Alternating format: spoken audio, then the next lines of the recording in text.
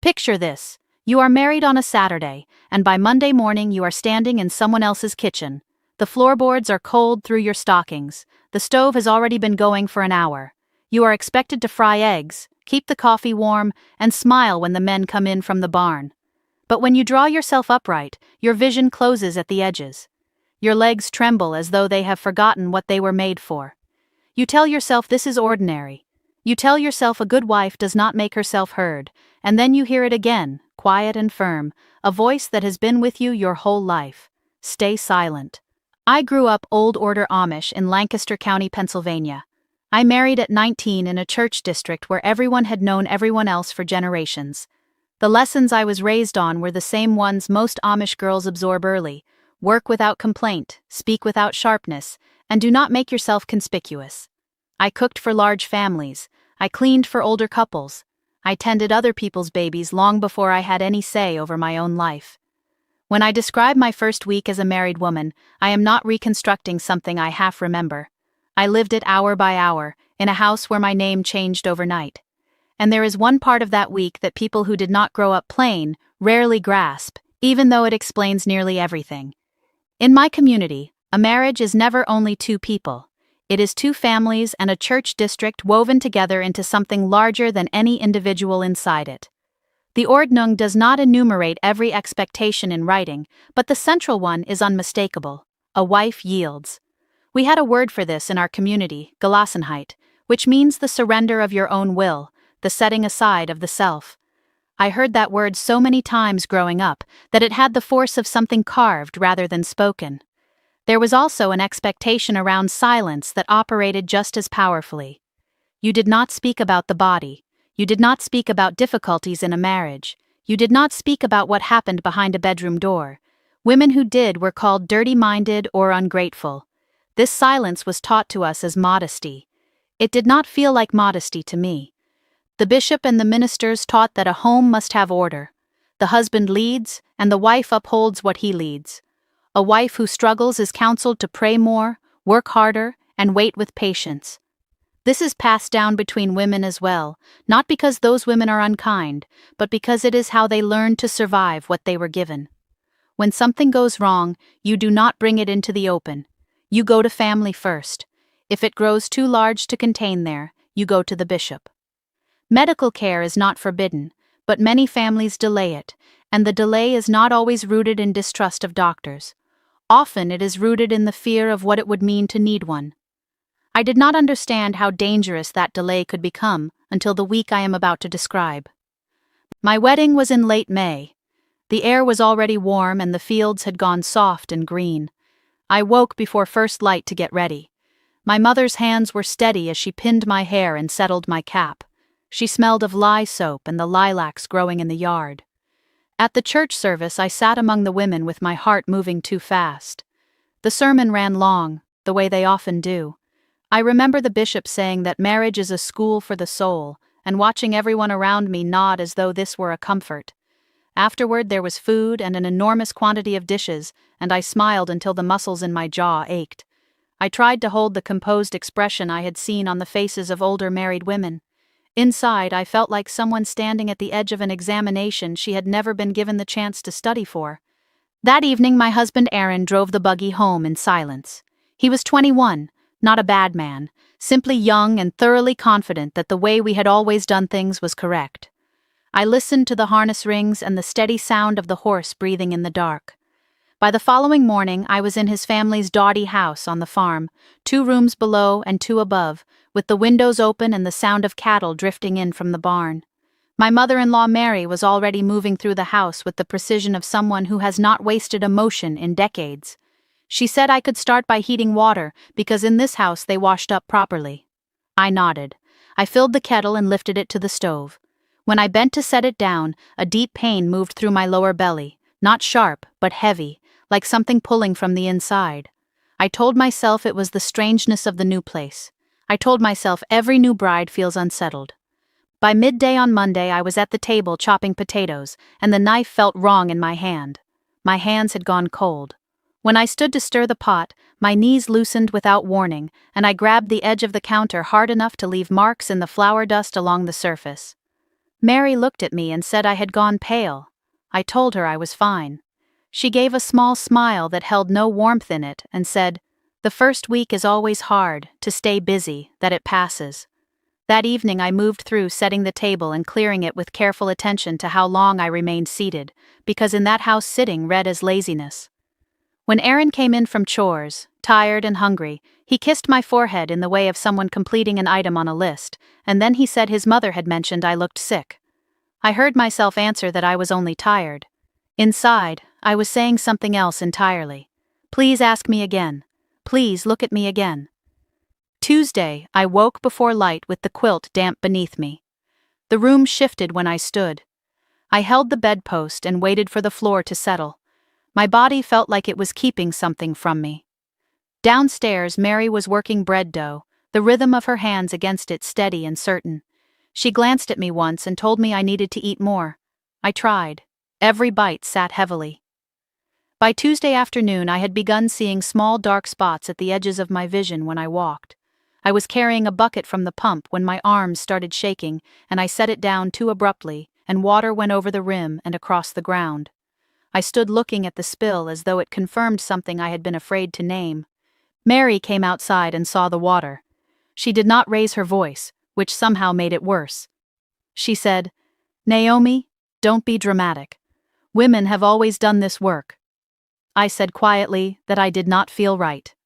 She glanced past me toward the yard as though checking whether anyone else could hear, and then she said, "We don't speak about those things.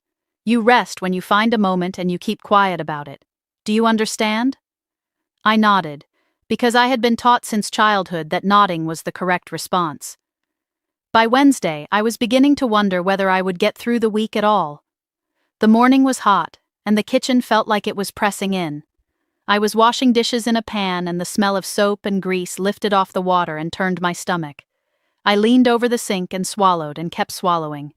My wet hands trembled against the edge. I told myself to count the plates. I told myself that was how you got through. One thing at a time, no looking ahead. Aaron came in at noon, looked at the food, said it was good, and then looked at me and asked why I was sitting down. I had not noticed myself sitting. My legs had made the decision without consulting me. I told him I had gotten dizzy.